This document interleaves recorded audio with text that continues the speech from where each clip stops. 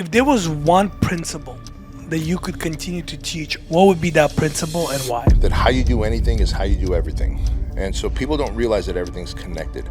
If I had gone into the pandemic unprepared, I would have had no choice but to sell off equity and fire a whole bunch of employees. Yeah. How do you make sure that you don't go over paranoid? You go into battle prepared. If you stay ready, you don't have to get ready. That's right. I might make a bad decision or two, Albert, where I can go broke again, but I'll never be poor. As men, it is our job as fathers to teach our boys these four things: strength, courage, honor, and mastery. What is one thing that your parents did that was right? My dad chose to be an entrepreneur, and that gave me so much courage and confidence to become the man that I am, an entrepreneur, instead of going and working for somebody else. Like Ed Milet always says, some things are taught, some things are caught. My sister, she was crying and she was upset, and I told her, I said, one day I'm gonna be so rich you'll never have to work again. I realized I'm gonna have to be my own boss, and it's gonna have to be me leading myself and others. Comfort and convenience, Albert, are the death of people's dreams. Too much comfort and convenience makes us so weak. Yes. And we begin to think that, well, the American dream is dead and it used to be good and now it's not. Shut the fuck up.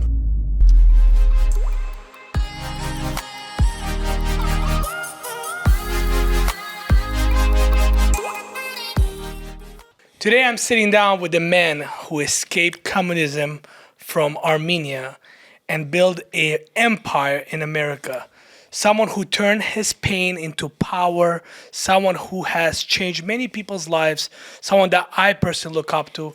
Please help me welcome to the show, Bedros Keuilian. Bedros, Albert, thank you so much. for Well, I being appreciate here. it, man. Thank you, and it's really awesome that you took the time to come all the way out from the East Coast to come out to our studio. Absolutely. Yeah.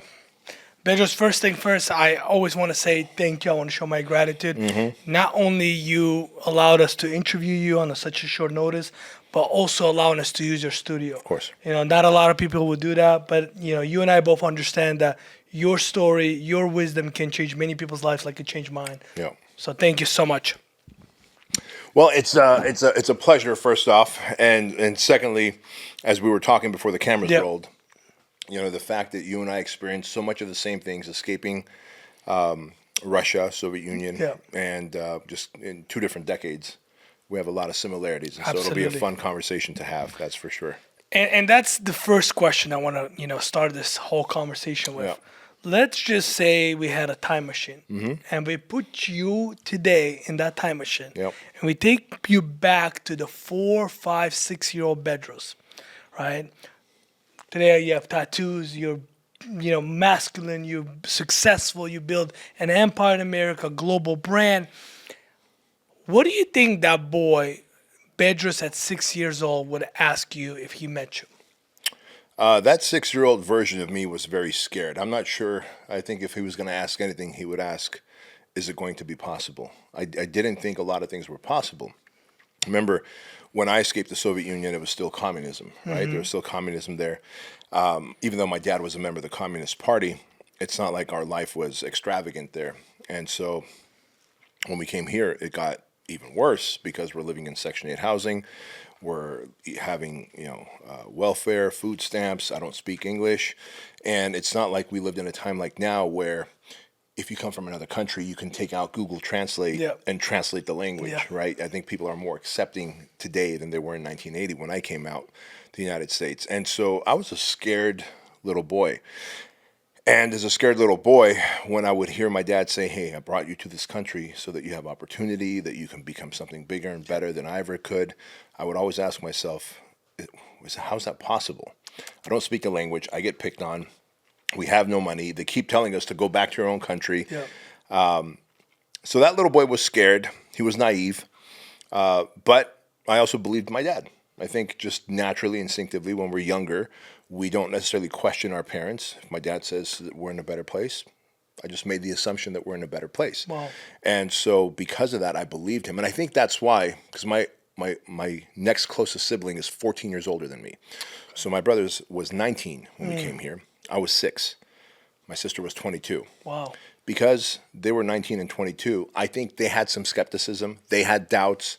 They missed friends in Armenia, Right. right? Because Right. they had a life. Of course. My brother had a girlfriend. My sister was going to college, university to become a nurse. I was 6 years old. I didn't have anything, and so I'm naive. And my dad said, "You can do it." I believed him, but I just didn't know how. But I think because of that, I had the advantage over my brother and sister, and I wanted to do something to show them that I'm grateful for this risk that they Yeah. took for bringing us here. And I think things panned out okay. I want to share something. It's a fun fact. Yeah. I came out of the plane. I'm like, oh my God, look at my hair. My hair's all messed up. So I put it on Google. I'm like, find the closest salon next to the studio. Yeah. And it brings me to the Frame Salon. That's probably 7 minutes away from here.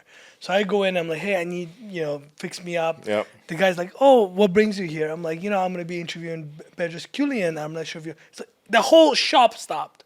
They said, wait, well, hold on. You're interviewing Bedros? We follow him on YouTube. We follow him on Instagram. That's we watch funny. his stuff. Yeah. We see him at Starbucks sometimes. We say Yeah, hello. yeah. So I'm like, wow. Like, Yeah. do you realize how big you are in this community? It's always a welcome thing. Like it hasn't gone to my head. I'm very humble about Yep. it. Because inside I'm still an immigrant. Inside you're still an immigrant, Yes. right? Because you remember how life was over Yes. there. I remember how life was over there. I remember how life was over here when I came here. And so because we can hold on to that, I realize how big I am, but I don't let that get to my head. And I think people that do let it get to their head, that's when their greed glands begin to secrete. That's when we begin to lose our humility. Right. And we become just assholes to humanity. Right. And the other thing is, you've got kids. Your kids are smaller. Yes. You're 32. I'm 50. My son is 19 now. My daughter's 17. Their friends, families, my kids are listening to every podcast that I'm on and my show. Yeah. And they see how I carry myself. So when we're at the gas station, at a event together, anywhere, stopped under a red light, if I roll my window down, people go, "Oh my God, I'm listening to Yeah. your show right now." They take out their phone, right? And if I acted in any other way other than with gratitude, compassion, and humility, I wouldn't be raising my kids right. And so because of that, I feel very grounded, but I'm very grateful. Most people, they make a little bit of money, they get a little bit of spotlight, and they forget where they come from. Yeah. And I teach my guys to never do that. I said, you can't forget where you come from. The best part is Rocky 3. Yeah. Right? When Rocky goes and makes it big, he beats Apollo. He gets all comfortable. Now the spotlight's on him, and he forgets where he comes from. So he loses the hunger. Yeah. What would you say is a number one way to continue to keep that hunger, to keep reminding yourself where you come from? That's a great question, and I think this is going to be a controversial answer for some people. Okay. People like you will get it. Work paranoid. I work as though I can be broke again tomorrow. I work as though I can get deported back to Armenia. Even though I'm legal, I'm a citizen, Yeah, obviously. yeah. But I work as though someone's trying to take it away from me. I love it. I just imagine in the back of my head, I play this stupid little game with myself, but I think it's the best game we can play. There's somebody somewhere in a basement, in a cave, in an office somewhere, on a marker board, it says how to put Bedros Keuilian out of business, Yeah. right? And because I operate out of a place of paranoia, Yes. but I work passionately. I love it. Right? So that doesn't mean I'm paranoid. I'm walking around because people, every time I say this, people go, "Man, I really feel bad for you. You're walking around paranoid. You're not living a quality." No, I'm living a very good life. Yeah. But I live within my means and I make a lot of money. So I own a ranch, I own properties, I Yeah. own this building, I own many buildings, I own many businesses. But I also work like it could all be taken away from me. Right. And I think that's an important way to live and operate. And if you do, you're probably not going to lose it. You're going to have a lot of gratitude towards it. And you're going to be an example of what hard work is. Yeah. It's not going to get to my head. Again, I have the biggest thing that keeps me on my path is Andrew and Chloe, my two kids. And then the hundreds of kids, the Squire program. That's one of the things that I run, Yeah. the father and son program. I always say, like, I'm the big brother or the father or the uncle of all those hundreds of kids that have come to the Squire program. They follow me on social media. They're probably going to be watching this interview. And if for a moment I let something go to my head, I get cocky, I get arrogant, that gives them permission to become assholes. And that means I'm influencing the next generation to become dicks instead of duty-driven men. And I'll never allow that. Wow. Just to piggyback of that, I'll never forget what Mark Cuban told me. You have to work like someone's working 24 hours taken away from you. Yeah. Because he said that's what makes the best entrepreneurs best, because they don't stop when they actually have their first win, second win. They win and they continue to do so because they are in the back paranoid because they want to protect what they have Yeah. built. And it's like a healthy paranoia, right? Like, for example, if you go somewhere, this weekend with your wife, and you guys leave a nice restaurant, but it's a dark parking lot. You guys were in the restaurant. You're the last ones out. It's a dark parking lot. It's empty. You're not just going to keep your head down. You're going to keep your head on a Yes. swivel, look around, because it's your responsibility to protect yourself and your wife. It's that level of paranoia where I'm very aware that I could lose it all. Yeah. And because of that, I hopefully never will. Yeah. And my dad, who's also Armenian, always said, hope for the best, but be prepared for the worst. Yes. And that's the healthy paranoia. Yes. That you know that if something were to go down, you're ready to take on. Yeah. Right? But Yeah. you don't want to be the guy that's not prepared for worse things. Well, and a great example of that, up until, it's funny, because I've been saying the same thing for the last 15 years, because it's been about 15 years that I've really hit it big. In the last 5 years, I think it's been monumentally big. Wow. But think about this. In 2020, someone did try and take it all away. The pandemic. Yes. Right? Yes. I mean, I don't know who was orchestrating that. Is it Bill Gates? Is it Dr. Fauci? Is it the federal government? I don't know. Yeah. What I do know is that I own one of my biggest businesses, a 9-figure business, is a gym franchise, Right. Fit Body Boot Camp. Yep. Dude, we lost 218 locations. If I wasn't prepared for battle every single day, when March 16th, 2020 came and I announced to all of our franchise owners, hey, we're going to shut down for 2 weeks to flatten the curve. You Yep. remember that, right? Sure. But in the back of my mind, the paranoid former communist said, never trust the government and always over-prepare. Wow. After I turned off the video to our franchisees, because, private Facebook group, I said, 2 weeks, we're going to shut it down, and then I'm sure we'll reopen and everything will be fine. I turned to the CEO of my company, Bryce. He's upstairs.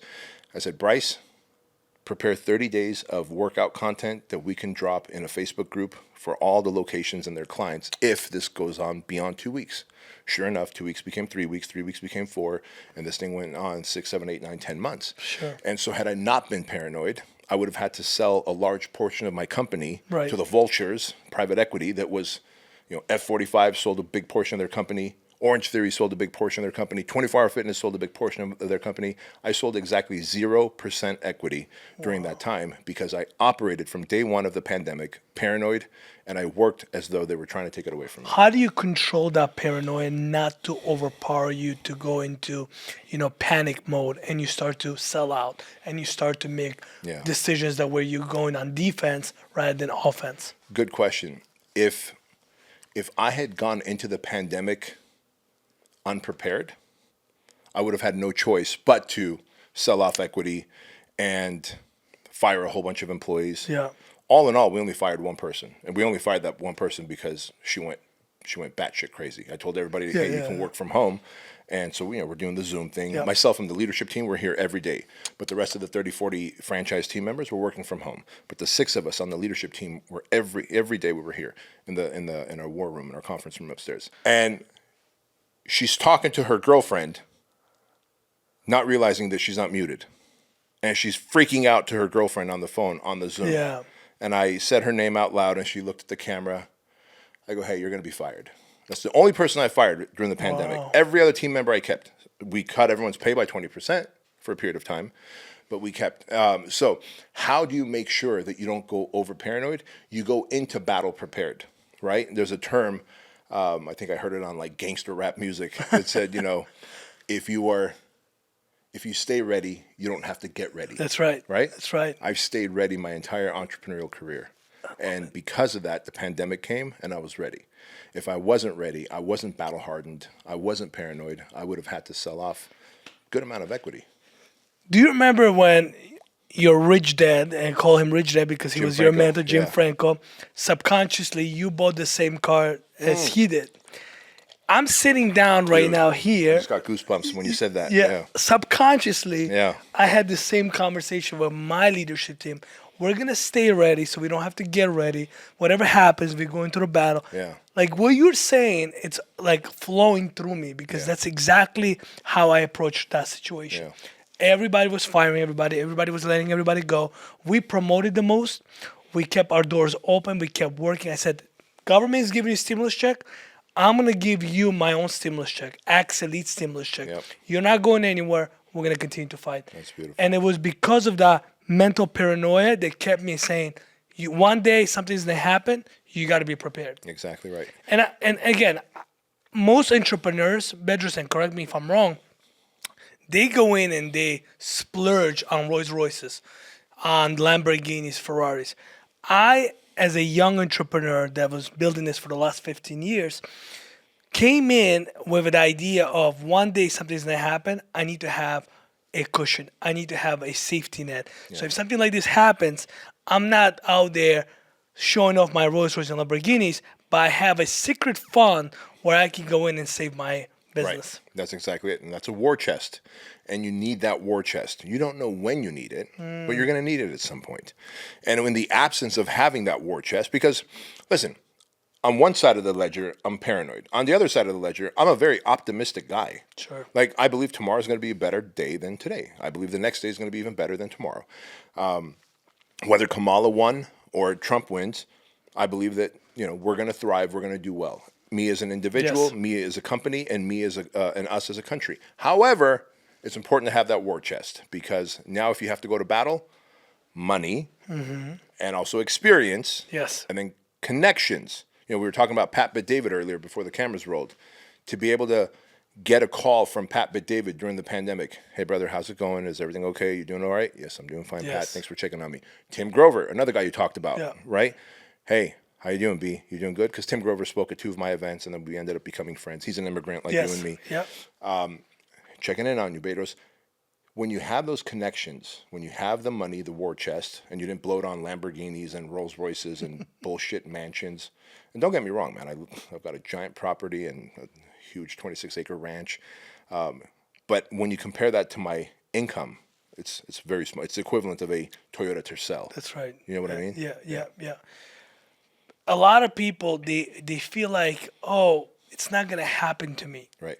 I'm gonna be able to pass this, and yes, maybe you will be, but what if you're not? Right. And to me, it's better to be prepared than to be sorry. Yeah.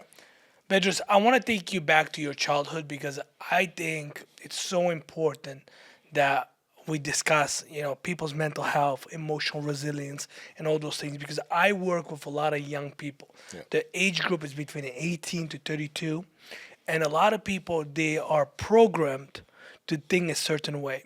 They think like a poor person, right? So I wanted you to kind of touch base on the difference of being poor versus being broke. Yeah, good question. So actually, I'll use me as an example. When we came to the United States, my family and I, we were poor. We had no money. And quite honestly, we were broke. So I believe poor, like think poverty, right? Sure. The word poor comes from poverty. Yep. Poverty. When people live in poverty, they're ill-educated. They don't have money intelligence. Yep. They don't have the understanding of how money flows, interest rates, compound interest, assets versus liabilities. Yep. They don't understand that. That's a poor mentality, poverty mentality. They're drinking high sugar sodas and eating crappy foods, and that's poverty mindset. We were poor. We didn't understand money. We didn't understand real estate. We didn't understand, leveraging employees and stuff to be able to get work done for you. Any of that stuff. But we're also broke. Financially, we were broke. I always say, now that I'm a multimillionaire and my net worth is over $200 million, I might make a bad decision or two, Albert, where I can go broke again, Sure. but I'll never be poor. I will never have a poverty mindset. I will never not know how money works. I know how money works. I know how to exchange money for value. I know how to leverage myself. I know how to scale myself through people, processes, and systems and technology. And so I might make a really bad real estate deal or some kind of bad decision on business. I jokingly always say this about Dana White. He crushed it with UFC. Now, there's that other thing that he started that he's betting on. The power slap. Yes. Power slap. Yeah. Listen, I love Dana White. I hope it's successful. Yeah. Just from what I know, and what the fuck do I know about anything? I'm a gym franchisor, supplement company, apparel company. I don't know anything about putting on big, giant fighting events.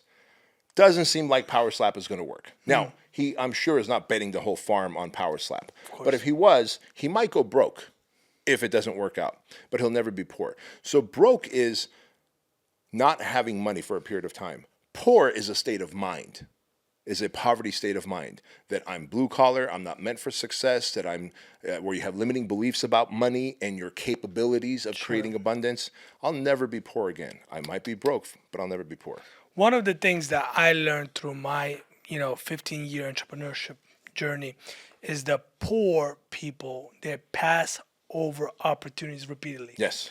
And they, when you give them a chance to break through, give them a chance to take on a opportunity that can change their life, they say, no, no, no, that's not for me.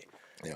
You see, we Armenians, we're not like that. It's not Right. for us. Right. Right. Right. And they always give the opportunity, but opportunity doesn't get lost. It gets passed on to someone else. That's right. Who does not have a poor mindset and takes it and says, you know what, I'd rather fail, I'd rather get back up and try again than not try at all. That's exactly it. That's a beautiful way to look at it. Opportunity can be presented to two different people. One person can walk through the door. Yeah. The other person could say, that's scary. What if things don't work out? What if we don't do this in my culture? What if people laugh at me? What if there's 10 different ways that I could fail? Well, in the meantime, you took advantage of it, and I bypassed that opportunity. Someone else will take it. I want to share something with you. I'm working with somebody who was going to be basically let go from our company. And this person, asked me, like, I really want to change. I really want to be able to make six figures, be the person that has a good example. So the management that she's working with, they're like, no, we're going to let her go. There's no way this person is going to change. So I said, give me 3 months for her. I took her under my wing. First month, she became a top cold caller. Second month, she was one of the first people to qualify for special leads. Third month, we're going for top 3 of the company. Like, you're going to go and you're going to surprise everybody. First day, she's getting cold feet. Do you think we're doing this too fast? Do you think, I don't think I should do it. I don't think I'm prepared. I don't think I can do it. And she started to doubt herself. So I said, listen, you made $66 1 month, where last month you made over $8,000. What the hell do you have to lose? Right. You better put your running shoes, you better pick up that phone, and you better give yourself a chance. That's all you need to do. Give yourself a chance. And she's like, okay, I'll give myself a chance. Today, she makes $500. That's beautiful. It's just because somebody has to believe in them Yeah. to change their mindset. Yeah. So how important is it to work on the self-conception? Here's how important that is. I remember when Jim Franco, going back to my first mentor, my rich dad, Jim Franco, by the way, he just turned 82 2 days ago. God bless him. Yeah, God bless him. He's a character, man. He's still funny, high energy, loves the ladies. He called me about, I'm going off a tangent real quick. He called me about 3 months ago, just to catch up. We still talk and catch up after 20 some odd years.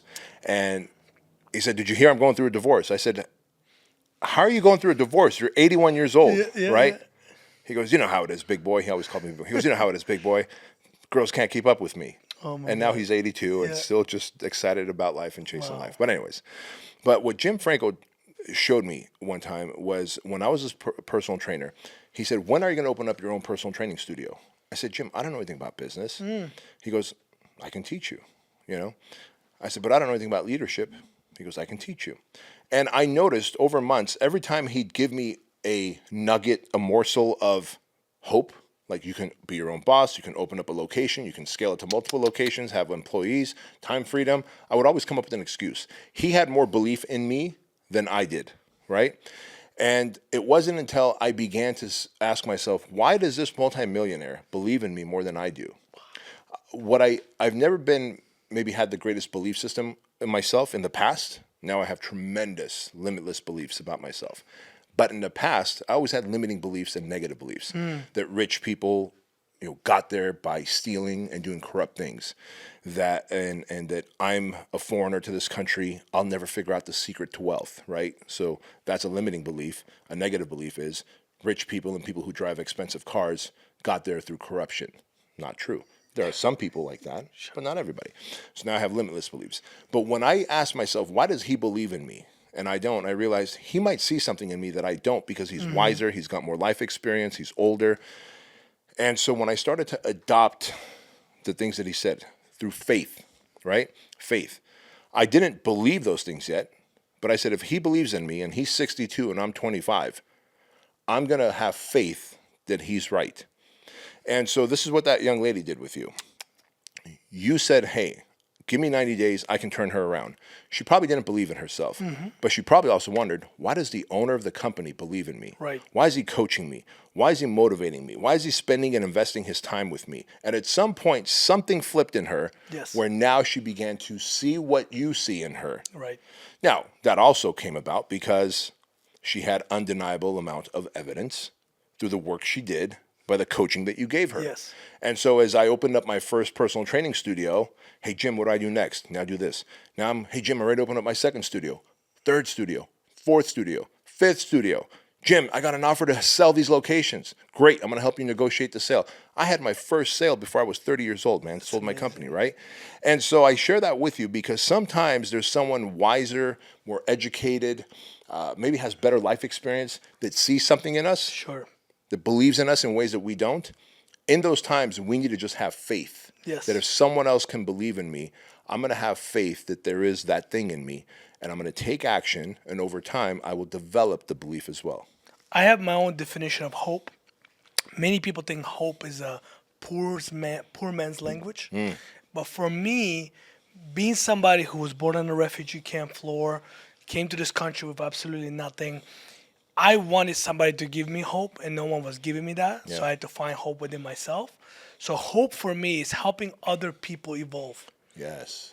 And if I have hope that you can evolve, right, and I can see you become a better version of yourself, and I can instill that in you, you're going to become, and you're going to say, well, if someone else believes in me, why shouldn't I believe in myself? Right. That's a beautiful definition. Thank Helping you. other people evolve. I love that. Thank you.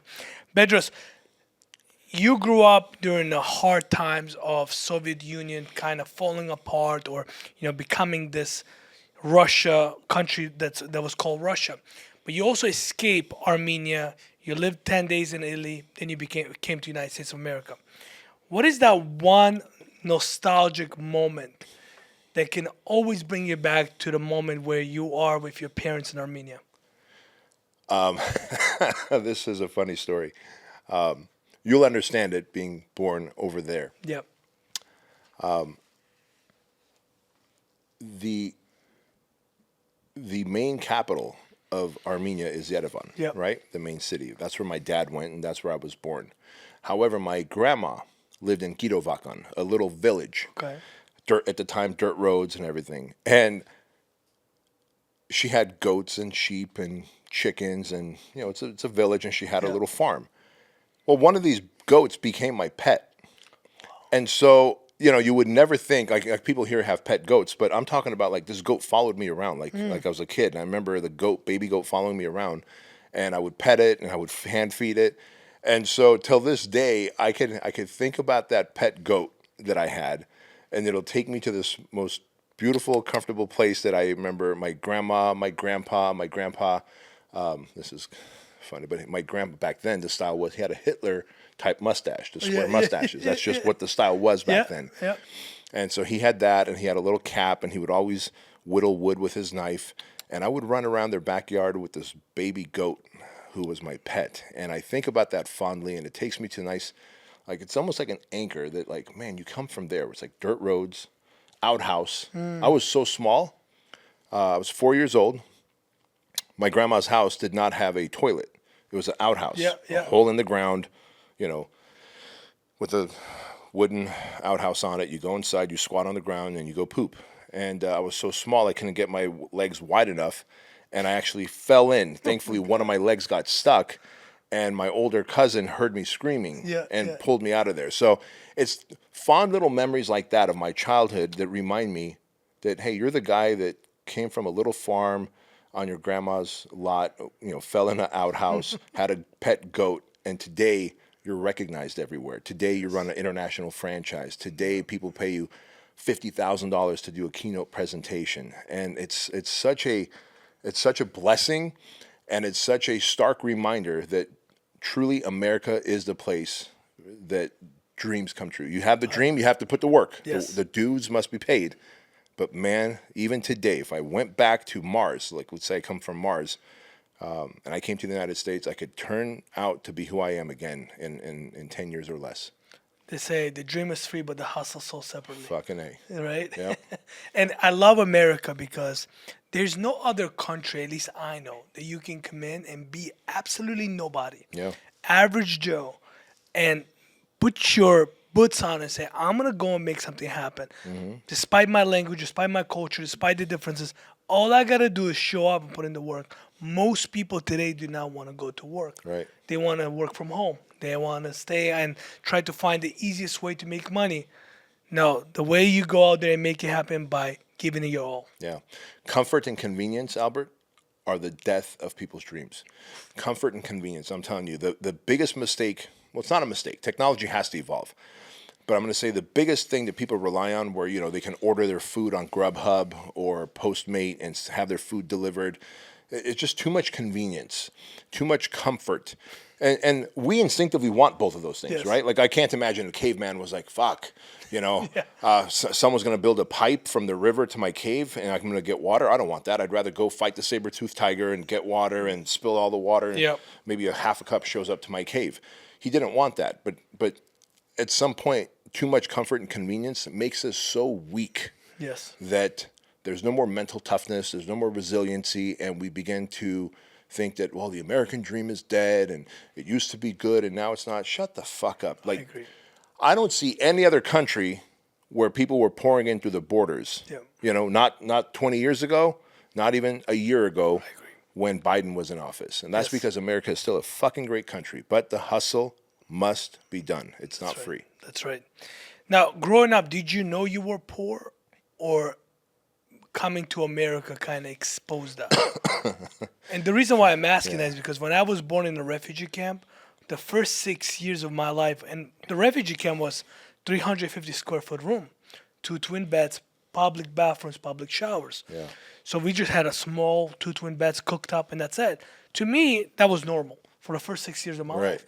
Once we got out of the refugee camp, and I'm like, wait, what? You have a kitchen? Wait, hold on. You have your own bathroom? That was a surprise to me. That's when I realized, shit, what we had, people don't have, and it's not in a good way. So for you, was it different?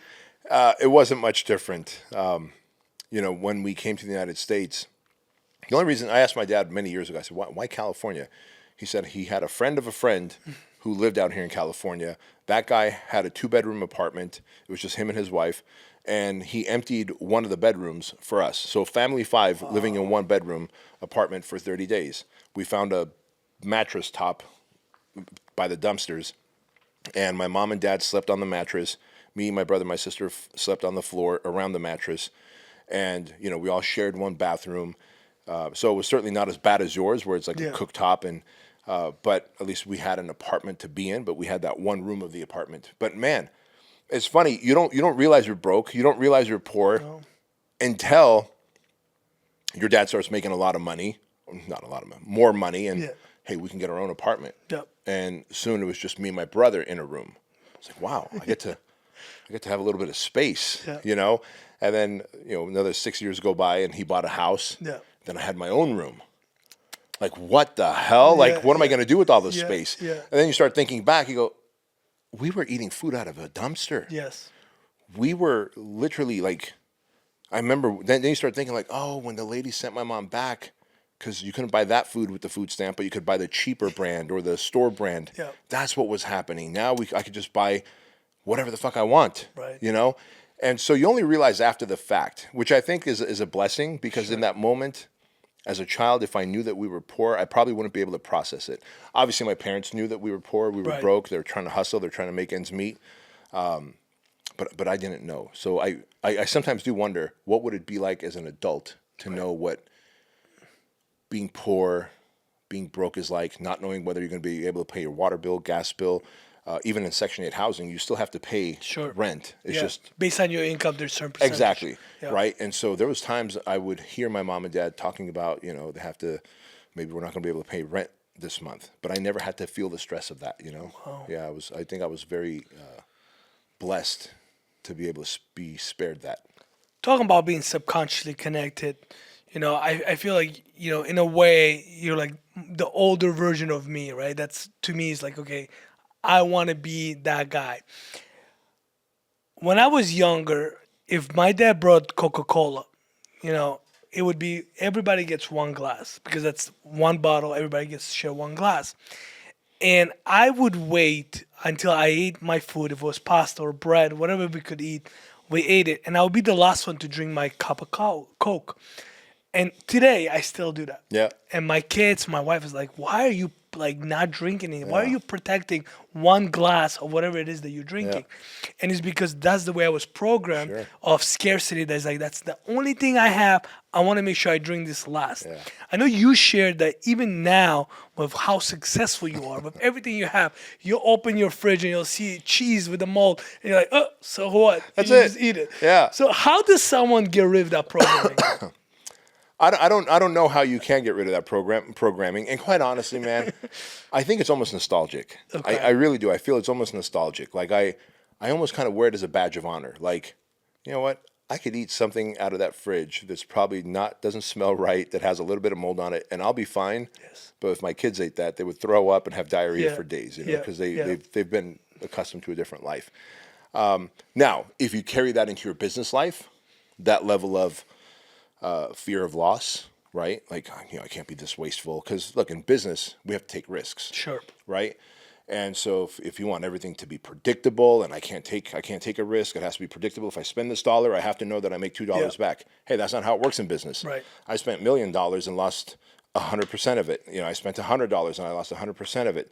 And so, but in life, I think those little things just kind of stick with us. Like till this day, I walk around turning off lights because my dad.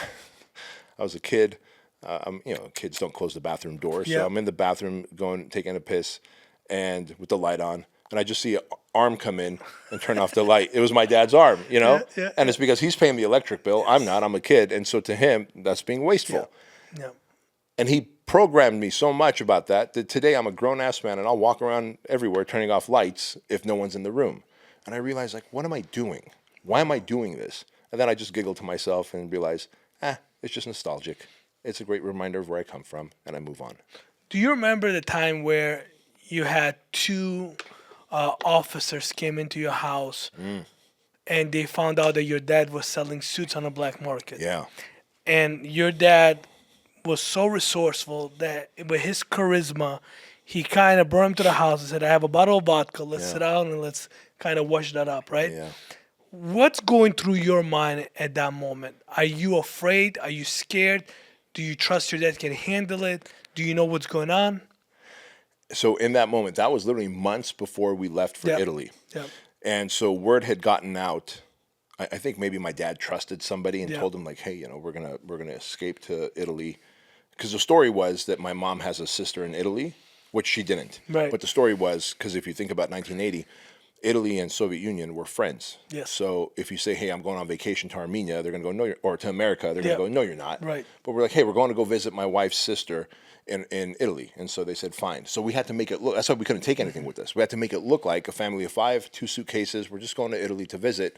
And of course, we went to the American consulate and Yeah. said, hey, we're escaping communism and we want to go to the United States. But when the 2 KGB agents came into, and so somebody obviously got wind of it from my dad. I think my dad opened his big mouth by accident. And, the bucket of crabs story, right? Like if there's a bucket of crabs and one ambitious crab is trying to get out, all the other crabs are going to reach Yeah. up and pull it back down. And I think maybe this person realized that my dad's going to go to a country that's free, that has opportunity, and he's not going to be able to do that. Yes. So he probably told the KGB. So late, and I remember it was dark outside. So after 8, 9 p.m., knock on the door. And it's not like America where there's like a search warrant. Like Yeah. they knock on your door and you're letting You them open in. it, yeah. If you don't, you're going to have bigger problems, Right. right? And so he starts speaking Russian to them and saying the word usta, right? Yeah. Usta. And so they come in. And I didn't know what was going on, but when I looked at my brother, sister, and my mom, I immediately felt the same fear they did. Like, as a child, Yeah. you can sense fear. Sure. And I was like, they are not comfortable with this. They sense a problem. Now I have a problem. Right. My mom lined us up in the hallway, and we're just minding our own business. First, they inspect the whole house. and they found nothing. They were looking for chalk or any kind of sewing machines or yards or meter stick material, Yeah. any kind of evidence that my dad's making suits on the black market. Yeah. And for your audience, like, why would my dad be making suits? One, he was a tailor, Yeah. and he worked in a big men's clothing manufacturing plant. But number two, by making suits on the black market, he was making extra money on the side, Yeah. and that's how he was bribing Yeah. the Soviet government to allow us to leave. Yeah. Right? And so the KGB guys look and they find nothing. My dad has always had the gift of gab. In Armenian, he has a kaksir lezu, sweet tongue. Yeah. And so he tells the guys in Russian, he says, look, you don't want to waste a trip coming all the way out here. Yeah, yeah. I've got a bottle of vodka. Why don't we sit down and have some vodka and talk and catch up? Because they kind of knew each other, I think. I got the impression they kind of knew each other. From what I heard from reading and doing my research, that your dad actually potentially sold the suit to the guy. Yeah. Yeah. Yeah. Yeah. So it's like, I think one of those guys kind of knew what was going on, but he was still doing his job, Yeah, right? exactly. Because he doesn't want to lose his job. Yeah. And so anyway, they sat there for hours. And now at this point, we're no longer standing in the hallway. They let us be free in our apartment in Armenia. And my dad and these two guys sat at the kitchen table. They drank, they laughed, they told stories, and my dad sent them off drunk. I think within a couple months, we were on a plane off to Moscow and then to Italy from there, Rome. Yeah. You know what's crazy about that, by the way? A story I haven't told, because obviously you've done great research. You've read my book. You listened to my show. 3 months ago, dude, I was in Austin, Texas. Oh, I'm getting goosebumps again talking about it. This lady comes up to me with her. She's an American lady, blonde hair, blue eyes, and I'm sitting at I'm in Austin, Texas, at the Fairmont Hotel. I had just gotten done speaking at Dr. Gabrielle Lyons' event. And I'm an introvert, so after I speak and shake hands and whatever, I get overwhelmed. So I always come back to my hotel and I just hang out at the lobby and just chill out for a minute. So I'm sitting at the lobby restaurant, and this blonde hair, blue eyed American lady and her darker complexioned Italian husband come up to me. She goes, "You're Bedros Koulian." I go, "I am." She goes, "Do you know who he is?" I go, "I have no idea." And she goes, "We think that this is my husband. He's Italian. His parents owned the hotel that you guys stayed in Rome, Italy." Yeah. And I went back and I asked my dad about this, and my dad says, yes, there was several boutique hotels owned by Italians, and they dedicated certain number of rooms, to people who were escaping communism. Yes. And this guy did his research, and he had maybe gone to his parents and asked his parents, and sure enough, Grigor Koulian, Josephine Koulian, my mom and dad stayed at that guy's parents' hotel, and we hugged it out, and I'm crying and they're crying. Like, what a fucking thing, man. That's because crazy. my parents didn't have money, so we stayed in Italy for 10 days, I think either for free or some maybe very super discounted fee because of the kindness of these people, right? And because they were anti-communists. Yeah. And because of them, my dad probably had a little extra money left over, and he bought 5 bananas from a banana stand. I'd never eaten a banana. Yeah. And now all of a sudden, at the age of 6, you're eating a banana and you're like, oh my God, this is what America tastes like? I can't wait to go there, right? Because I was I was already thinking we're in America. Yeah. But it was just a crazy ass story, man, to think about how, like, that's a story that's out of a movie, the KGB and my dad and the vodka, and my dad has a sweet tongue where he's like, don't just leave, like, let's just have some drinks. Yes. And then here we are, like 30, 40 some odd years later, I'm meeting a lady and her husband, and the husband's parents owned a hotel that we stayed in for 10 days. It's incredible. What the hell? Yeah. This, looking at your story, like you say, it is a movie, and I have a great imagination. So when you're telling me this, I'm actually picturing things, and it's like, it just continuously wants to know more and more and more. But I think many viewers, the question that they would want to ask you is that, looking at your parents, it's very chaotic, right? There's a lot of stress. There's a lot of pressure. People don't know what pressure, stress is compared to what your parents went through, what you went through. What is one thing that your parents did that was right, that you feel like, wow, this whole thing that happened, one thing they did that I'm so proud of that they did that, what was that thing? My dad chose to be an entrepreneur. Imagine you're 32. Yeah.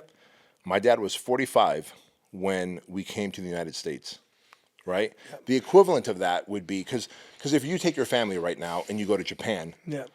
look, because of the internet, because of Google Translate, you're going to be able to communicate just fine. 100 times easier. So the only way this would make sense, if Albert and his kids and your wife get on a rocket ship and you go to Mars, Yeah. the only way the same, so add another 10 years, 12, 13 years to your age, and then you and your family go to Mars, broke, and that's the only equivalent. And then they're in Mars, they're like, hey, we have all these jobs you can do.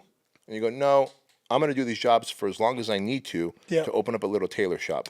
He comes to a foreign country.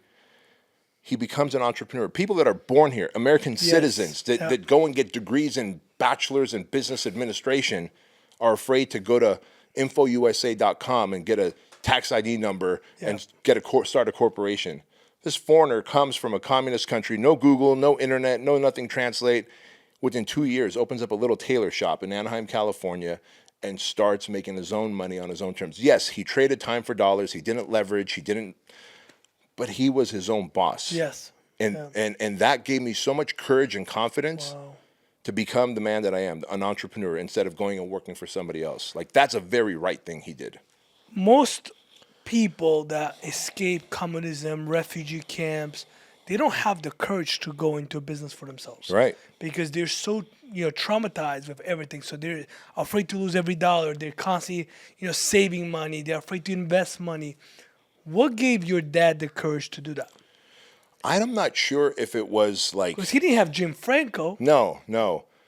You know when there's that story where it's an old story of maybe the Spartans or something, where they come to the shore of their enemies, and there's like 100 of them and 1,000 of them. Yep. And they burn the boats. Yeah, burn the ships. Burn the ships. Yeah. We have to win this battle now. Cortez. Bingo. Yeah. We're not going back. Yeah. We have no ships. Well, that's my dad. When I think about it, he doesn't speak English. He's 45, comes to the United States, doesn't speak English.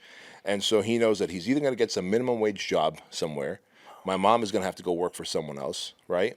Because, they did have some other jobs. Yeah. My sister worked at a pizzeria, which she had a horrible experience. My dad was pumping gas at an Arco gas station, delivering newspapers with some guy. But they knew that, like, if we're not going to make, like, good money. We're never going to become middle class if we work for someone else, because they didn't have the skills to make good money. Yeah. And so he probably felt like he had no other opportunity but to take that risk. The boats were burnt, the ships were burnt, and he knew that if me and my wife were going to work together and have a house in America, and then he ultimately also bought a second house, a rental property, right? It's because he had to create his own business where he couldn't be fired for his language, for his culture, for, no one's going to question his skills, because it's his own little tailor shop. And growing up in communism country, he finally had sense of power. Mm-hmm. Yeah. Right? Where he could be in control. Yeah. That is so freaking huge. powerful. And my mom was, so his tiny little tailor shop was about the size of our studio here. And his machine is over there. And my mom was over his left shoulder. And she was a seamstress. Here's the crazy thing. In their older age, as they got older, my mom died 1.5 years ago from dementia. My dad is still alive. I'm looking at all these pictures over the last 20 years. In everywhere, because I took my family to different trips throughout the United States, lots of vacations that I wanted to pay for them. And my mom was always to my dad's left. And then I went to visit my dad this past Sunday in Anaheim at his house. And he's got a caretaker that I pay for, an Armenian lady, sweet lady. Wow. And the chair next to my dad, where my mom used to sit, is still there. And I realized it's to the left of my dad. Like, since the day that they came to the United States, my mom was always like to his left, and they always, I don't know if that was intentional or if it was just habitual, but it's such a comfortable feeling. I see my dad sitting there, and I see my mom's empty chair, and then next to that is a picture of my mom.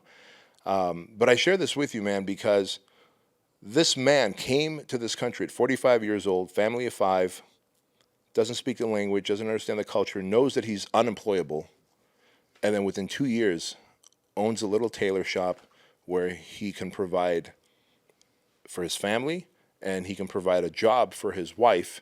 And one of his greatest joys, my dad's greatest joys, even though he would always fight with my mom about it, but today he talks about it nostalgically. I remember my mom would just get up, open the cash register, take like $10 or $20 out cash, and then she'd go to the grocery store and shop. And he would always say, like, don't go spending money because we don't have it, right?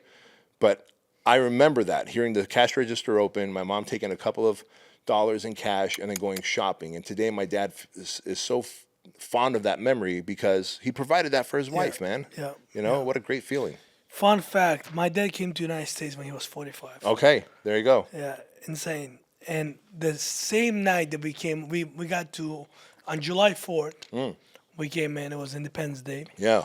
It was 2 a.m. Same morning, he walked the strip and knocked on every business asking for work because we were only sponsored for 1 month. Wow. After that, we were on You're our on your own, yeah. So I can, strongly relate to that because my dad, 3 heart attacks. I almost lost him on December 31st of this year. Really? We were in Jamaica. He has a heart attack. Jeez, how's he doing now? Recovering therapy. Okay. But I played the moment of him dying so many times. Yeah. That he's one of the most important people in my life. That I knew that if he dies and I didn't prepare myself for him dying, then something might happen to me. It would be catastrophic. Emotionally, mentally. Right. That I will not be able to handle Yeah. it. So when that moment happened, it happened in a restaurant. So we're sitting, we're having dinner, we're doing surf and turf. He's ordering Tito's, excited, happy. All of a sudden he's like, hey, can you help me go to the bathroom? I'm just feeling not good a little bit. I said, sure. I get him up, falls, heart attack. In the middle of the restaurant in Jamaica, it's hot. People are running towards. I had to push everybody away. Had to, give him CPR, everything to bring him back. But the way I handled that is going back to what you said. If you stay ready, you don't have to get ready. Yeah. I played that moment so many times, but I just have so much admiration for your father, for my dad, for any father who's left their life, culture, language, family to give their children a better future. Dude, think about that for a minute, Albert. Think about that. We started this off by talking about staying a little paranoid. Yeah. Feeling like someone's going to take it away from you. And working like someone's going to take it away from you. And here you are telling me, like, you've got such love and admiration and respect for your dad. You had to play that out in your head well before he's ever going to, hopefully he has a long, fruitful life. Thank you. But you had to play that out in your head because he means something to you. And if you don't play it out and you do what most people do, which is just avoid it, ignore the idea of it, because we all know our parents are going to die. Yeah. We all know. But we never think about it. And then when they do, if we love them and we respect them, we admire them, we end up spiraling. Yeah. It's not a fun thing to play it out in your head. It's not. But to play it out and to ask yourself, what does it feel like? How am I going to act? What am I going to do? How am I going to accept this? How am I going to move on? How am I going to move forward with my responsibilities? I had to do the same thing with my mom.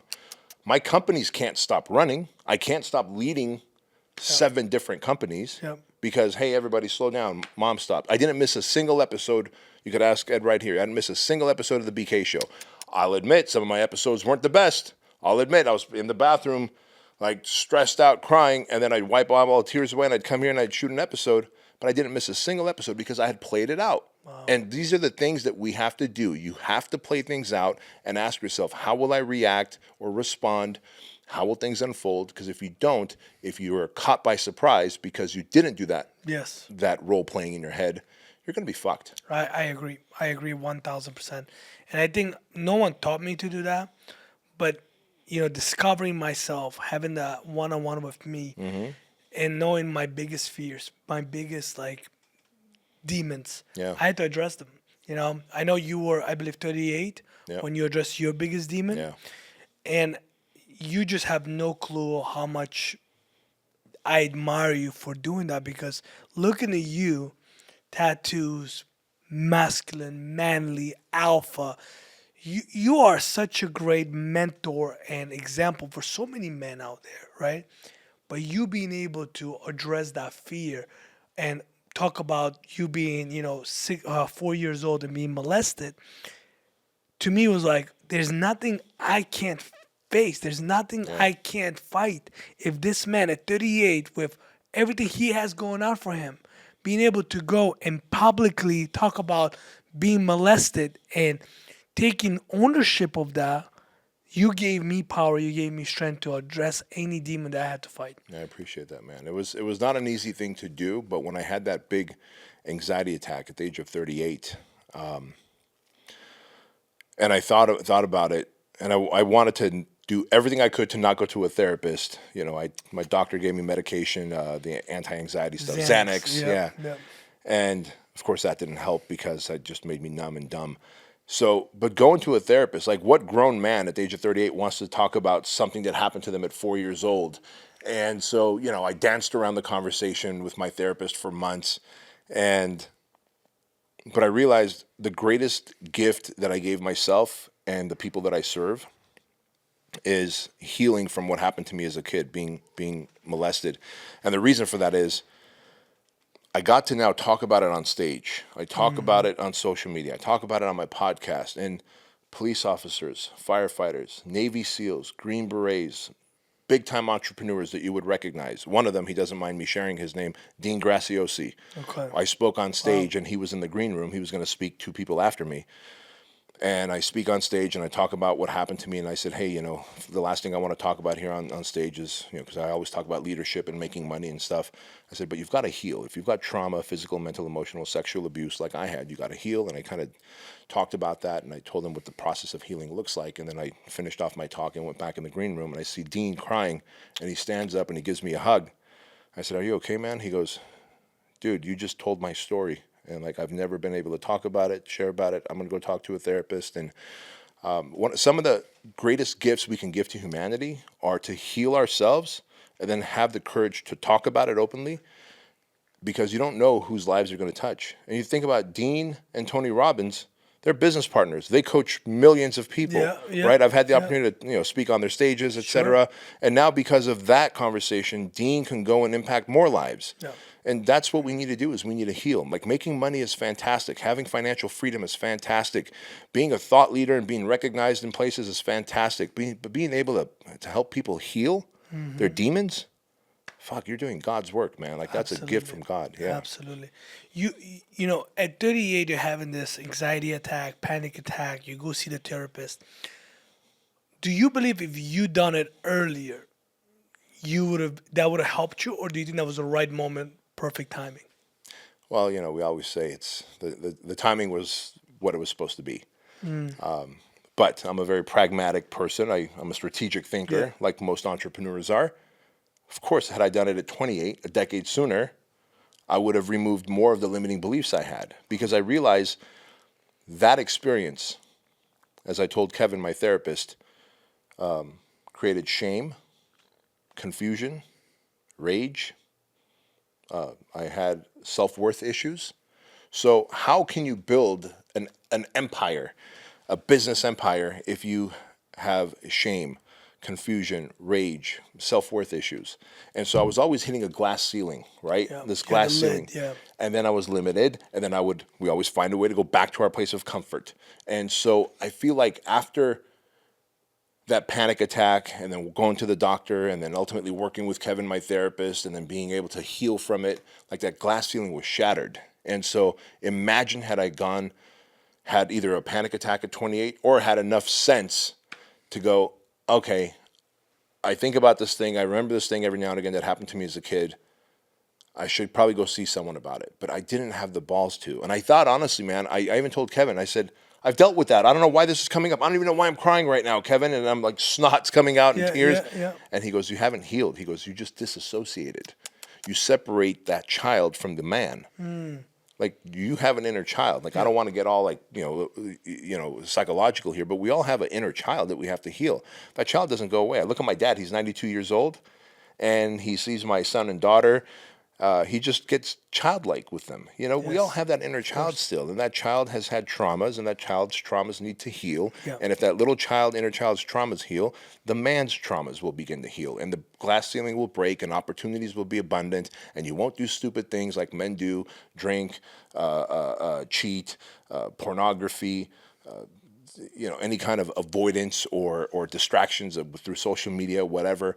And so, the plan, I guess God's plan, was for that to happen to me at 38. But I wish I had enough sense, for it to have happened a decade sooner because I would have had an even greater impact in my life. At that point, only you know, or someone knows. No one knew. No No one one knew. knew, bro. So you have a wife at that time. You have children at that time. Yep, my wife, my kids, no one knew. Wow. Yeah. In fact, when I came home and told my wife, after working with Kevin for like 6, 7 months, I was like, hey, I got to tell you something. She was like, oh, that explains a lot. I go, what do you mean? She goes, every time I come from behind you to hug you, you know, your wife wants to hug you from behind, Sure, right? sure. Sometimes. She goes, and I remember this. Like I would pull her arms off and I'd turn around and I'd hug her this way. Yeah, yeah.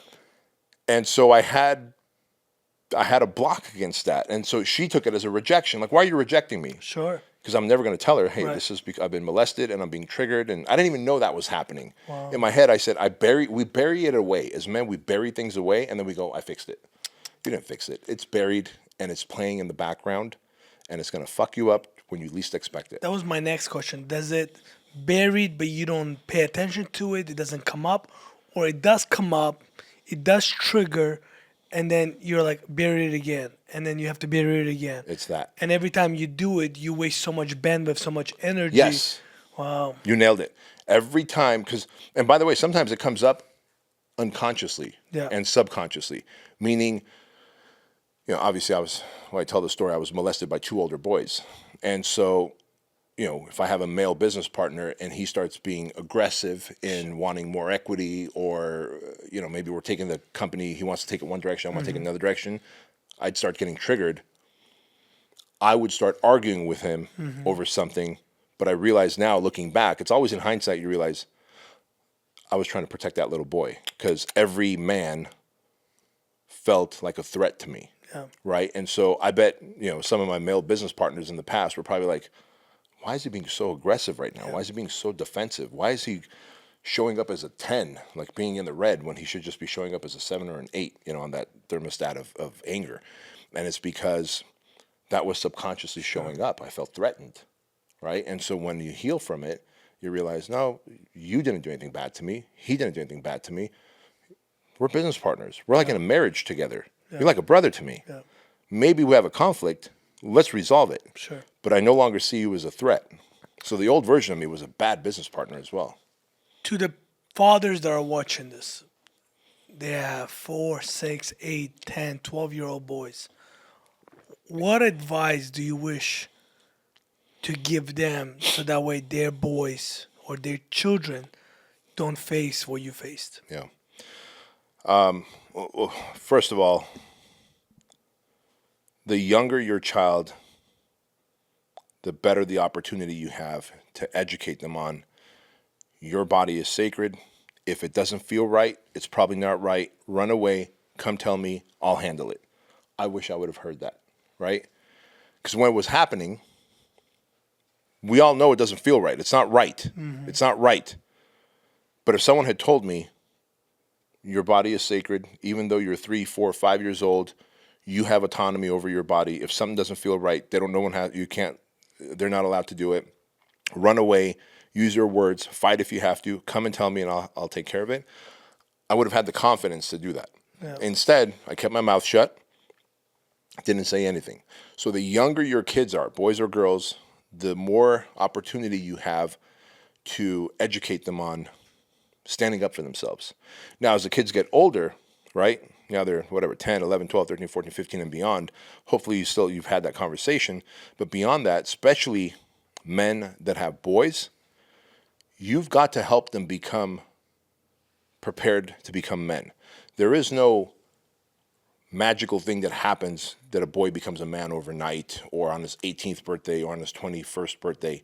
As men, it is our job as fathers to teach our boys these 4 things: strength, physical, mental, and emotional strength, courage, honor, and mastery. The first three, everyone can understand that. Strength, physical, mental, and emotional. Yep. Courage, like you are the protector, the defender. You might have to take risks. Understand that. Honor, as in loyalty to, right? Loyalty, respect, character, protect your name. Mastery. Mastery is what? Be valuable to humanity. Yes. So many young men today have no skill, have no asset, have nothing they bring to the table. Mastery is, do you know how to change a tire? Do you know how to code a website? Do you know how to do a sales presentation? Do you know how to do something that can produce money? It is the modern version of hunting is working, adding value to humanity.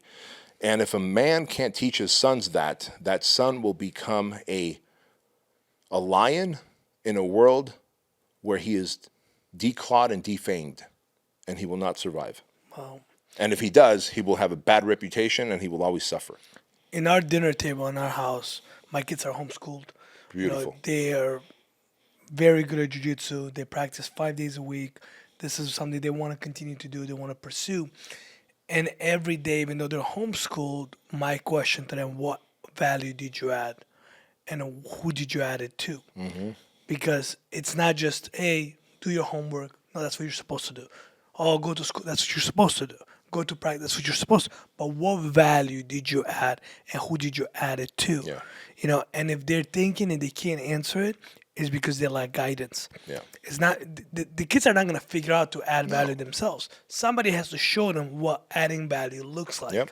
Making someone else's life better, being able to take control, take ownership of certain things. When mommy came from a grocery store, before you went and rented a house, did you say, Mommy, can I please help you with the groceries? That's adding value because you're helping mommy.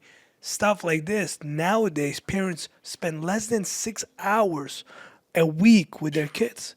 50% of divorces in America are happening in front of our eyes. Yeah. And families are being broken apart. Why? Because no one's talking about what makes a family family. Men are not playing a man role. Females are not playing a female role. We're not taking care of our children. It's all because we're focusing on the wrong things. That's exactly right. That's exactly right. And look, big government, again, people might say that I'm a little too paranoid about government, but big government does not want you to have influence over your kids. They want to influence your kids. Right. And how are they going to do that? Through the school system, through television, cartoons, et cetera, that they control the media, right? Because they want to create future taxpayers. They want to create people who are dependent on the government, who are going to vote for higher taxes, who are always going to look to the government for help. And so why would they want your wife and you to be available, to teach value, to teach self-worth, any of that stuff? And so it is imperative that we as parents teach, or they will be taught a different ideology by the opposition. Yeah, just to touch upon that. Today in the airport, 4 in the morning, I'm in the airport getting ready, and a husband and wife, I would say probably 65, 70 years old, next to me there's a seat. The wife sits down, and I see the husband is standing. I get up. It's 4 a.m. It doesn't matter. I tell the husband, please sit down with your wife. I get up, take my backpack, and move away. He goes to his wife. He's like, can you believe this?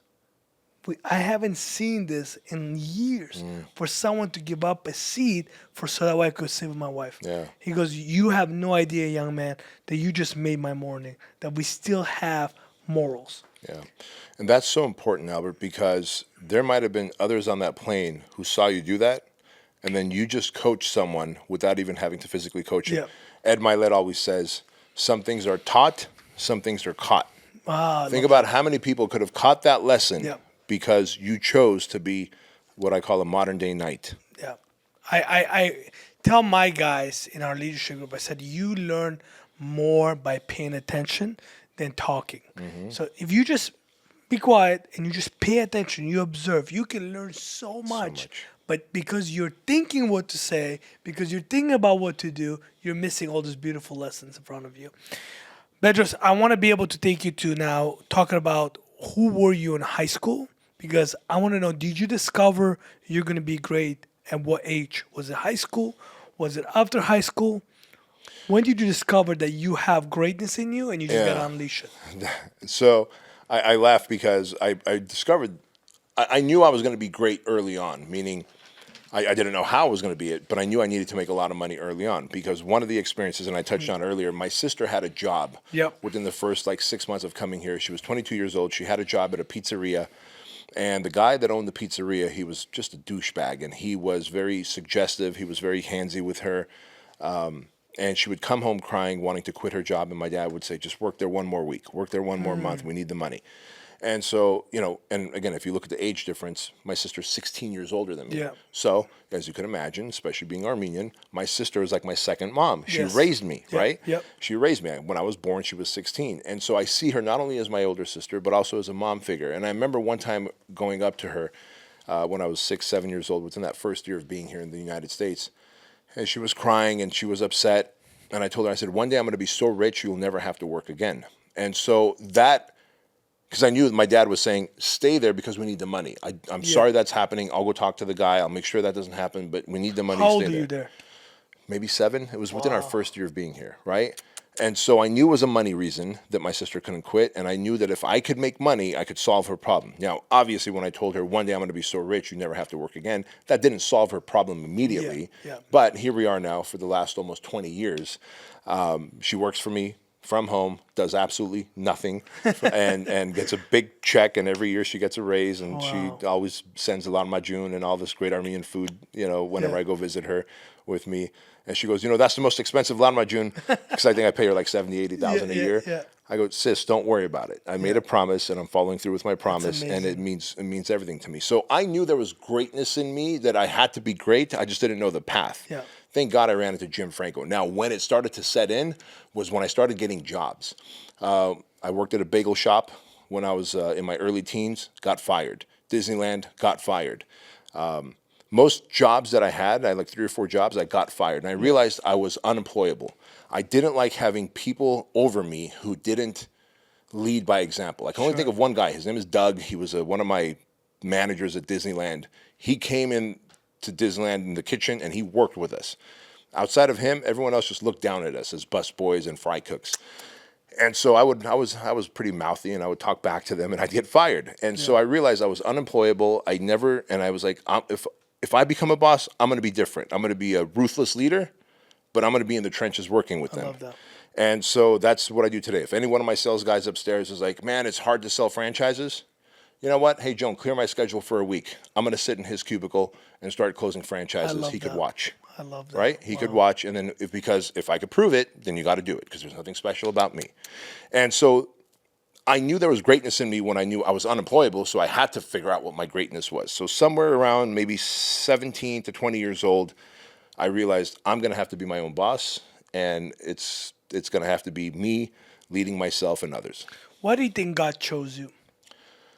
Man, I don't know if God chose me. And the reason why I say that is because many viewers may not know the story of you having a breaking into someone's home, you being a getaway driver, and that day The helicopter police chase. Exactly.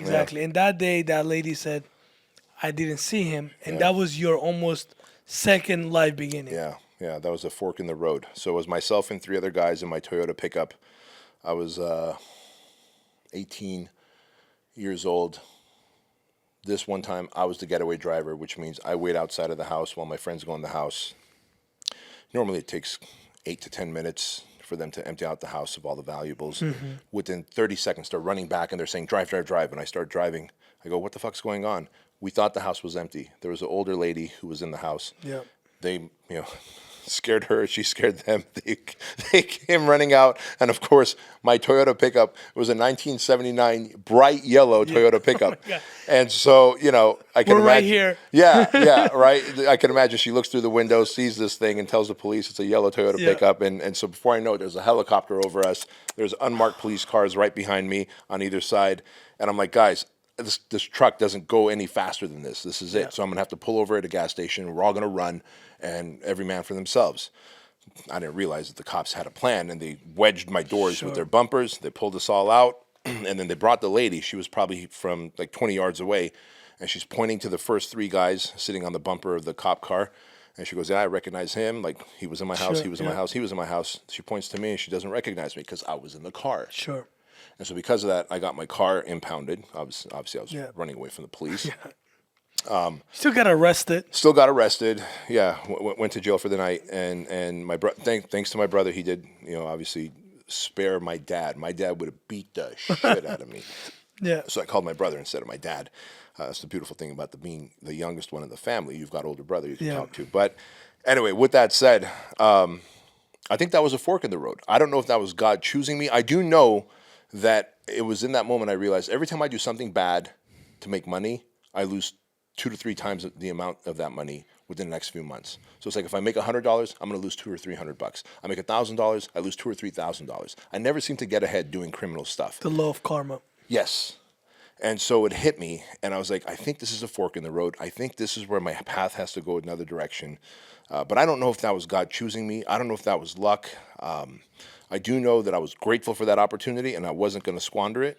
And I just put my head down after that and worked and listened to my mentors. And then the rest of it was just compounded over time. Yeah. So when that happens, right? You're afraid of, obviously, since a young age, you were afraid of your father, Yeah. right? Yeah. And I was always afraid of my father. Yeah. And I can never understand that, so maybe you can help me. I was so fearful of my father, but yet I love my father so much. And in Armenian culture, or maybe where I grew up in Russian, Armenian culture, you get hurt, you still get your ass kicked Yeah. by your parents. Yeah. It's like, I'm hurt. Why are you whooping me? Like, you're supposed to hug me. You're supposed to make me feel better. Yeah. In our culture, it's almost like you got hurt. You weren't supposed to get hurt. Here you go. You get slapped again, right? So, how did you learn to love your dad but forgive your dad? I probably wasn't able to forgive him until my late 20s, even early 30s, truthfully. I respected my dad. And I think that's might be what you're mistaking. We respect our dads. As we get older, we realize what they went through. Yeah. We begin to love our dads in our culture Yeah, and yeah. cultures like ours, where our dads were rough and tumble, maybe violent. Maybe they would drink and lose their shit. My sister still tells me stories of my dad. Because remember, she was the oldest. Yeah, yeah. She experienced the young, angry version of Yeah, him. yeah. You know what I mean? I experienced the angry, older version of him in the United States. Two different stories. My brother tells me stories. But you look at my dad today, it's gentle as can be, but, and he just cries. You can tell he feels bad. But I realized I respected my dad. I was aware how hard he was working. I was aware of the risk he took bringing us here, and I respected him for that. But I'm not quite sure, to be honest with you, if I loved him, because he was very hard with me. Like, my mom had to literally throw her body between us several times. Yeah. And in that time, one of the times, I remember like clawing my way to the bathroom, slamming the door and locking it, and like holding the door closed, like, as though like the fucking predator was on the other side trying to get me. Yeah, yeah. When my dad lost his shit, it was over. He didn't care. You're in an apartment, so he knows if he punches a hole in the apartment, or one time he threw his keys at me and I ducked and he broke the glass behind me, he knows he has to pay for that. Yeah. But before he has to pay for that, I'm about to pay for it physically. Yeah, yeah. And I share that with you, man, because I had a lot of respect for my dad. I had a healthy fear of my dad. But I'm not quite sure if I loved him until in my late 20s, early 30s, when I started to understand what he really might have had to experience when I put myself in his shoes. Yep. When we're younger, we're selfish. So we go, man, he hurt me. All my friends would be put on restriction. Hey, you can't have TV. You can't play with your G.I. Joes. My friends were never physically beaten, but I was. You were. And so as I understood the risks he took, the hardships that he had, and then as he got older and he opened up about what happened to him as a kid, he had He was an orphan, right? He was an orphan. His mom died when he was 2. His stepmom dressed him in a girl's dress and sent him to school because she had a daughter, and it's her stepson. She's not going to get new clothes for him. It was expensive. So imagine being kindergarten, first grade, going to school as a boy in a dress. How are you being picked on? Wow. Like, what is the trauma you're experiencing then? In my head, I laugh about it by saying my dad was a cross-dresser before cross-dressing was a thing. Yeah. But in reality, like, could you imagine how fucking terrible that was for him? Yeah. There was no therapy. There was no, like, how do you process that? He's not going to come home and tell his dad. His dad's trying to run from the Turks who are trying to kill them. Right? And so all that to say, he did the best he could. And so once I started to put myself in his shoes and realize what he did and risked his life to get us here, I began to love him and respect him. At least that's how I feel. I don't know if you could resonate with that, but that's how it was for me. You just shared something that my dad shared with me in terms of his trauma. He was 8 years old. His father caught him smoking, and he literally made him shave his head, left the only ponytail, and make him go naked outside and close the door. There you go. and everybody was making fun of him. Then he saw his older brother when he got caught smoking. He bought him 20, the packs Yeah. of cigarettes and said, "You're not leaving until you smoke the whole thing." Wow. So talking about trauma, right? They didn't have internet. They didn't have Bedros Keuilian. They didn't have. They didn't have child protective services They didn't have because for nothing. all of those things, Yeah. they would have gone to jail for. Exactly. Right. Exactly. But most importantly, they didn't have self-development. Right. So therefore, you and I look for ways to heal. You and I look for ways to grow, to evolve, to be able to get better. Our parents, they had to shut their mouth, go back to work, and do nothing but provide and protect. Yeah. And there was no Xanax. There was maybe a bottle of vodka Right. to numb the pain for the next day Yeah. and then go back to Or work. to make them more angry so they can give a bigger beating. Exactly, Yeah. exactly. Patrick Bedavid, he shared this with me. He goes, when you're younger, you idolize your dad. He's your hero. He can do anything. He can run through any wall. Then when you get into your teens, you start to really hate your dad. You start to, Like a resentment. resentment Yeah. there, right? And then when you get older and you understand what they went through, you start to humanize them. Yeah. And that made sense to me. I was very angry at my dad for a very long time for not understanding me. Yeah. But the reality was I didn't understand him either. That's exactly right. So it was like two bulls just going Yes. at it at all Yeah. times. But once I dropped my ego, dropped my pride, and tried to understand him, today he's my best friend. Yeah. I talk to my dad every single day. On the way to the airport, 4 a.m. I'm like, hey, I'm going to the airport. I'm going to be flying, blah, blah. Whatever you need, let me know. Answers at 4 a.m. Still does everything he can to be able to support love. beautiful. But it's amazing how most people that are born here, that live here, they don't realize how hard it is to be able to adapt to the specific culture. And your dad did that, my dad did that, and we were fortunate enough that we learned to forgive them. Right. And that's Because what it you is. say that, you have to come to a conclusion that your parents did the best they could. Mm-hmm. And most people don't. Most people play the victim. Most people want to be able to point the finger. Yeah, because and we want to say- blame someone. We always Right. it's easier to blame someone, right? Like I didn't break my leg, you broke my leg. I didn't want to be broke. You made a bad decision and you wasted our money. But at the end of the day, like if you realize that, listen, these people did the best they could Yep. with the circumstances that they had, the money they had, the understanding of the world they had, the traumas that were unhealed that they had. Then we become more compassionate towards their pain. But again, it takes time and age and wisdom for us to develop that compassion and to put ourselves in their shoes. Yeah, I agree. Now, let's talk about your rich dad. Yep. Right? The Jim Franco. Many people would be very grateful and blessed to find someone like that. Why do you think he invested in you? Why do you think he, being who he was, being so successful, why did he choose you? I think he saw how curious I was about his life.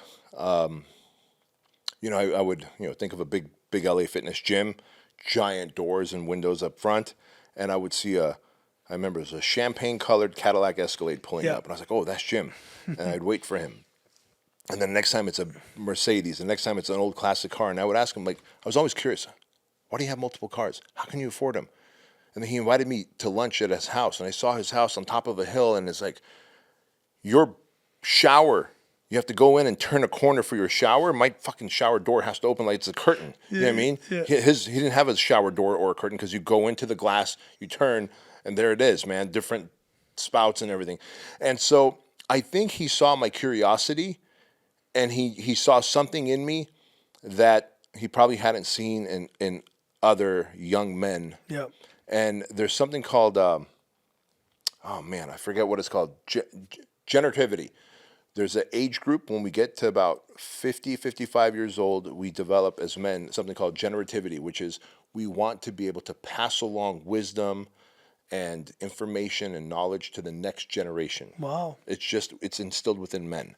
Like there's that conquer phase in your 20s to 40s where you just want to conquer the world. You're like, fuck everybody, I'm going to conquer the world. Right. And then when you conquer the world, you go, you know what? I'm going to help this next generation find their path. That's just in us. It's your way of giving back. Yeah, and I think that was his way. Like, I don't even know if he knew it, but that he saw something in me. I'm curious. I'm interested. and he saw that in me, and he probably had the need to pay it forward to someone, and I happened to be on the receiving end of that. But this is why I always keep his name on the forefront of my tongue. I still visit him like Yeah. he's my rich dad, Yeah. like he's my dad. He has 2 daughters who are savage women who run his company now. And I go, hey, if you ever need, and they have husbands and they're very capable. Donnie's a fucking awesome guy. The oldest wife's Jamie's husband. I said, but you ever need someone, a dude, Yeah. to like show up for you, like I got you. Yeah, yeah. And he knows that. Wow. And I think, and I appreciate him for the lessons, man. He didn't have to take his time and give me those lessons. Right. You know, like he's paying me to be a personal trainer. So how does, if someone's looking for a mentor and they got somebody's interest, what do they do as a mentee to keep winning that time, to keep showing the mentor Yeah. that they're worthy? A couple things. First of all, if that mentor has a business that you could work in and add value, ask him, hey man, do you have a job for me? If I learn, most companies have a sales position. Yeah. So anyone can learn to sell. Yep. And then now you're getting paid to be mentored by the person that you look up to. In my case, Jim was working out 3 times a week with me. And I said, hey, Jim, if I give you a 4th time a week on me, Yep. can I then pick your brain more? And that's when he started to invite me to his house. So you added value to him. Yeah, I gave him 1 free session every week on me so he can work out 4 times a week. And then he goes, hey, why don't you come to my house? We'll have lunch or dinners together once a week. And he started to pour into me. Love that. And sometimes I would ask questions. Other times he would just talk the entire time, kind of like what you said. I would shut my mouth and I would listen. Wow. And I've learned so much from. I've also learned, and I've talked about this openly, he's also been a cautionary tale. I would not advise anyone to take marriage or relationship advice from Jim Franco. And he and I laugh about that. We talk. I mean, I told you, he's 82. He's going through a divorce Yeah, right yeah, now. This is yeah. his 3rd or 4th wife. Wow. You know? So sometimes the lessons also come in not just as examples, but also cautionary tales. I love that. Yeah. Last question. I know you're busy, Yep. and I want to be respectful of your time. If there was one principle that you could continue to teach over and over again out of everything that you know today, what would be that principle and why? That principle would be this, that how you do anything is how you do everything. And so people don't realize that everything's connected. How you present yourself, like your bank account is connected to your car in terms of how clean your car is, and how clean and chaotic your car is connected to your relationship, how organized your relationship is. That's connected to how you lead your business, your family. If you lead your family well, you're going to lead your business well. Wow. How you do anything is how you do everything. And people think, well, I could be a great leader here, but then be lazy there. I could be a great husband, but I'm not going to keep my car. You can't. We don't work in silos. Everything's connected. And the moment you realize that, you have to be a 10 out of 10 in all 4 categories: faith, family, fitness, and finances. And if you can be a 10 out of 10 in those 4 categories, you become a congruent man. And a man who is congruent is seen as a leader, and doors open up because God gives you the opportunities. Here you have it, guys. Thank you so much, Bedros. Thank you, Appreciate brother. you.